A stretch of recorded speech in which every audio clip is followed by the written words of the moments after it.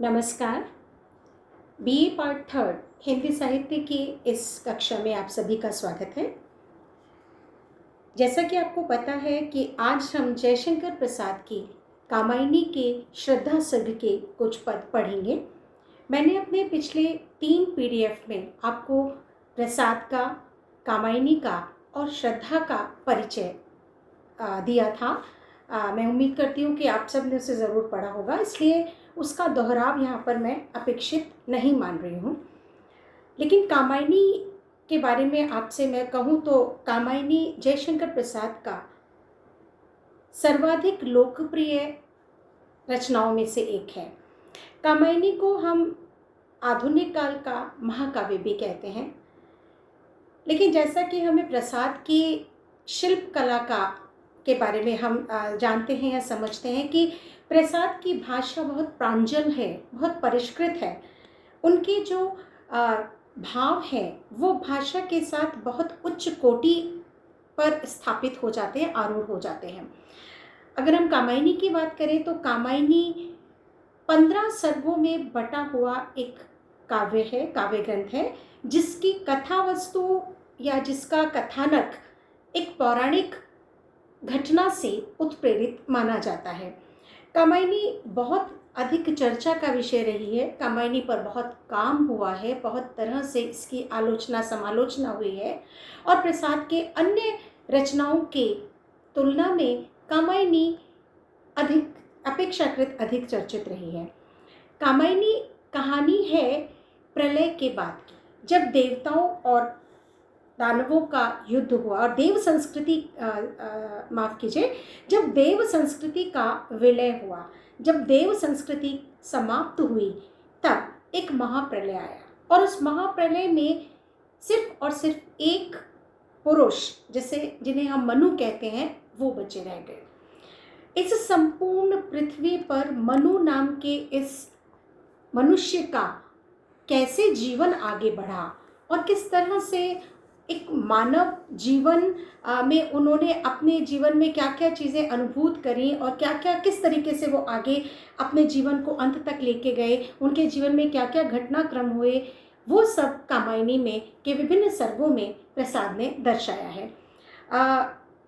कामायनी का जो प्रथम सर्ग है, चिंता सर्ग, वो आरंभ होता है उस प्रलय के दृश्य से कि प्रलय हुई है और प्रलय के पश्चात जब सब कुछ शांत हो रहा है तो क्या निकल कर आ रहा है।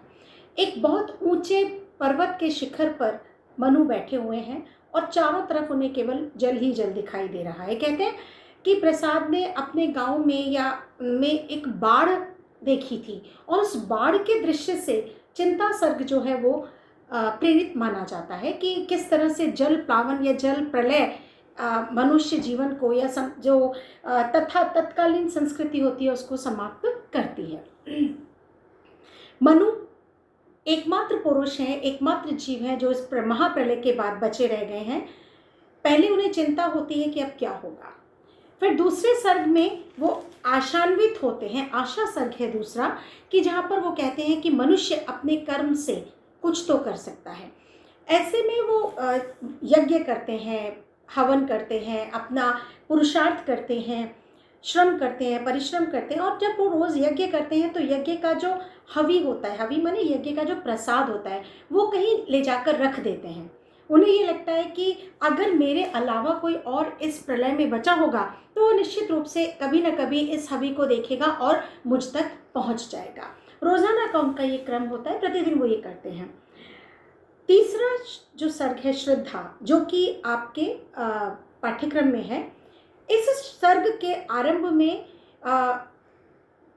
श्रद्धा जो है वो उस बहुत एक दूसरे छोर से अपने उस देश से वो इस क्षेत्र को या इस स्थान को देखा करती थी जहाँ मनु अकेले विचरते थे। तो उन्हें वो जो मनु का जो क्षेत्र था वो हमेशा प्रभावित, आकर्षित करता था और वो वहाँ जाने के लिए हमेशा लालायित रहती थी। एक दिन वो मनु के उस क्षेत्र में पहुँच जाती हैं। वहाँ पहुँचकर उन्हें जो भी कुछ दिखता है, उन्हें दिखता है कि एक पुरुष है, बहुत ही बलिष्ठ, मतलब बहुत रूपवान एक पुरुष है जो कि चिंता मग्न मुंह नीचे किए बैठा है, वो उस हवि को देखकर या हवि के सारे वो उन तक पहुंचते हैं। जब वो मनु को सिर झुकाए हुए बैठे देखती हैं तो फिर वो अपना परिचय देने के हिसाब से और उनसे वार्तालाप करने के हिसाब से बात शुरू करती हैं। उसी के कुछ पद आपके पाठ्यक्रम में हैं। कौन तुम संस्कृति जलनिधि तीर, तरंगों से फेंकी मणि एक, कर रहे निर्जन का चुपचाप प्रभा की धारा से अभिषेक। मैंने आपको पहले भी कहा प्रसाद की भाषा थोड़ी प्रांजल है, थोड़ी क्लिष्ट है। कौन तुम संस्कृति जलनिधि तीर, श्रद्धा मनु से पूछती है कि तुम कौन हो। संसार, संस्कृति संसार, जलनिधि, ये जो संसार पूरा जलायमान हो गया है, एक बहुत बड़े विशाल महासागर के समान हो गया है।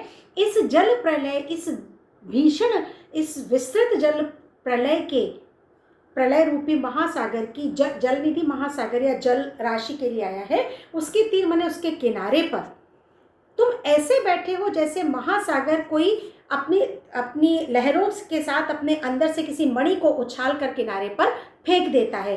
तरंगों माने लहरों से फेंकी मणि एक, मानो इस महा जल राशि ने किसी मणि की तरह तुम्हें अपने किनारे पर फेंक दिया हो। कर रहे निर्जन का चुपचाप प्रभा की धारा से अभिषेक, और तुम इस निर्जन, निर्जन माने जहाँ पर कोई भी और दूसरा जन, इंसान, व्यक्ति ना हो, निर्जन जहाँ पर कोई दूसरा व्यक्ति ना हो, तुम चुपचाप से उस मणि की भांति इस निर्जन, इस एकांत स्थान पर प्रभा की धारा से अभिषेक, अभिषेक माने तिलक करना या कि उस चीज को प्रतिष्ठित करना, स्थापित करना।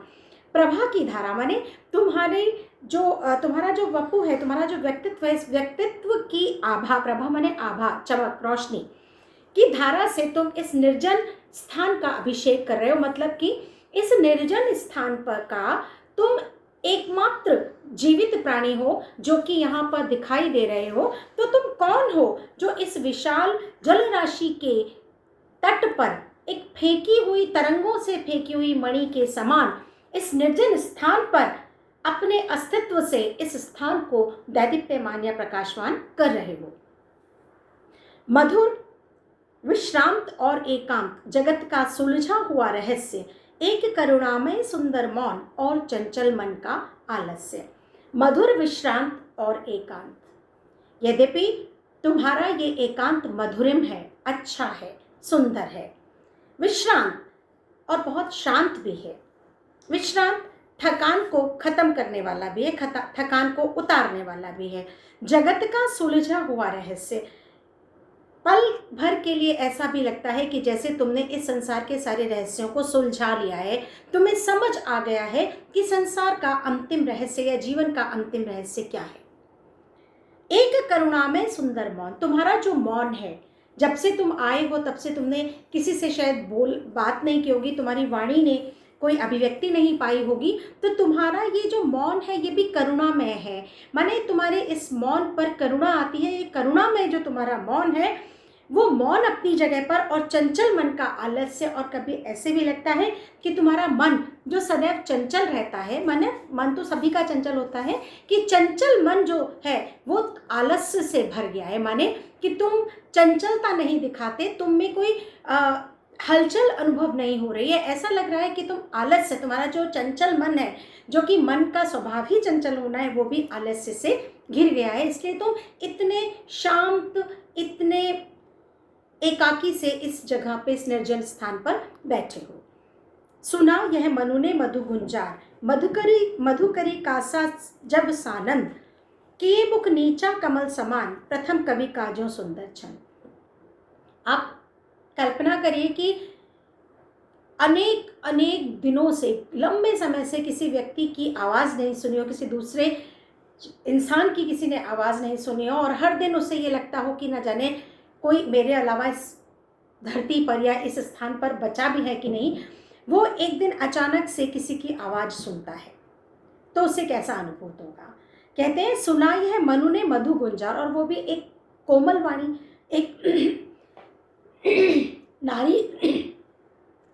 एक नारी की कोमल वाणी। तो कहते हैं सुना यह मनु ने मधु गुंजार। मधु गुंजार माने मधुर, गुंजार माने वाणी। जब मनु ने ये मधुर वाणी सुनी, मधुकरी का सा सब आनंद, और मधुकरी माने मिश्री जैसा मीठा आनंद इस वाणी को सुनकर उन्हें अनुभूत हुआ। किए मुख नीचा कमल समान, प्रथम कवि का जो सुंदर छन। ऐसा लग रहा था जैसे कि कमल के समान सुंदर मुख नीचे करके, स्वाभाविक सी बात है कि मनु सिर झुकाए नीचे बैठे हैं, तो जो श्रद्धा आई है वो खड़ी है, तो वो सिर झुकाकर ही उनसे बात करेंगी। तो ये कमल समान मुख श्रद्धा के लिए आया है। किए मुख नीचा कमल समान, प्रथम कवि का जो सुंदर छन। उन्हें वो अपनी तरफ कमल के समान सुंदर झुका हुआ मुख देखकर ऐसे लगा जैसे कि ये किसी कवि का पहला छंद हो। एक झिटका सा लगा सहर्ष, निरखने लगे लुटे से कौन, गा रहा यह सुंदर संगीत, कुतूहल रह न सका फिर मौन। उन्हें ये आवाज सुनकर एकदम से झटका सा लगा कि अचानक से ये कौन।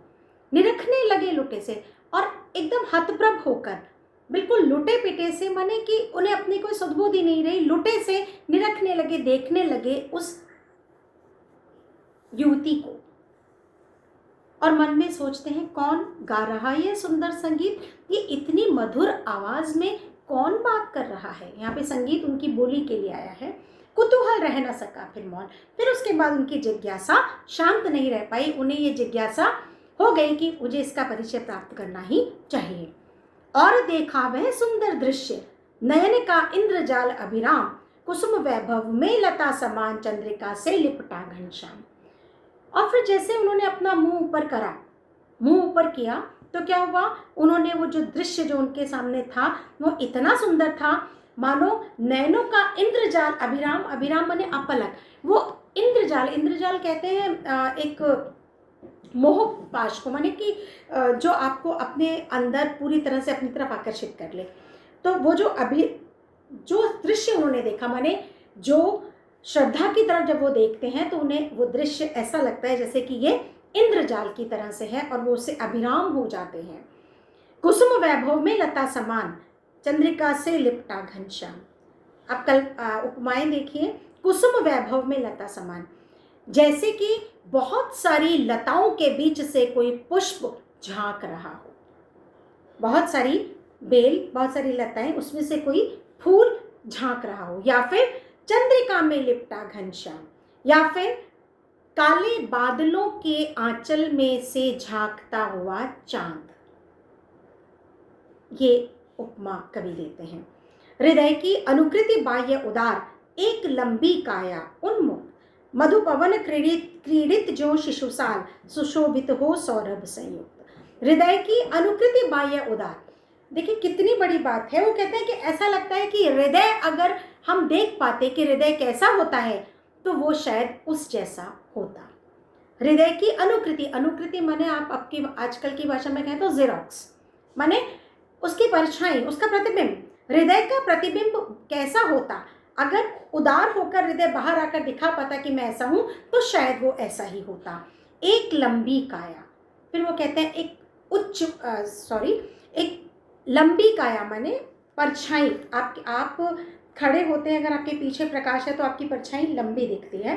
तो एक लंबी काया माने उन्हें जब सर नीचे झुका हुआ था तो उन्होंने ऊपर तो अभी देखा नहीं, या देखा भी तो उससे पहले जो उनको अनुभूत हुआ कि एक लंबी काया की परछाई थी जो उन्मुक्त थी, जो बिल्कुल खुली हुई थी।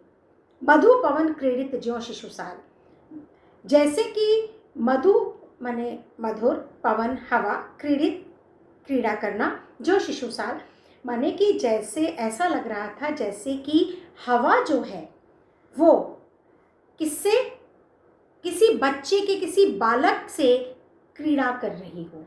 माने आगे की पंक्ति भी देख लीजिए। सुशोभित हो सौरभ संयुक्त, सौरभ संयुक्त माने, सौरभ माने खुशबू, सुगंध, संयुक्त माने मिलना। ऐसा लगता था जैसे कि जो पवन है, जो वायु है, वो किसी बच्चे की सी सुगंध माने मासूमियत, इनोसेंस जिसको हम कहते हैं, उसको अपने साथ संयुक्त करके ले आई हो और उसके साथ क्रीड़ा कर रही हो।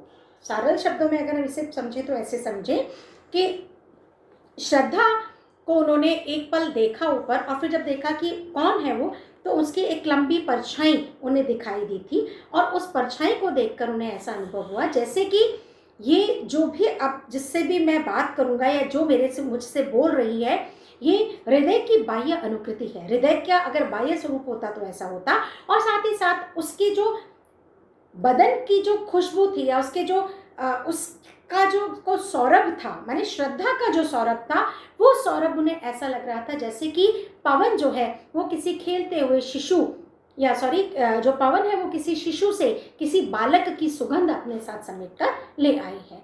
मिश्र गंधार देश के नील रोम वाले मेषों के चरण ढक रहे थे उसका वपुकाम, बन रहा था कोमल वन।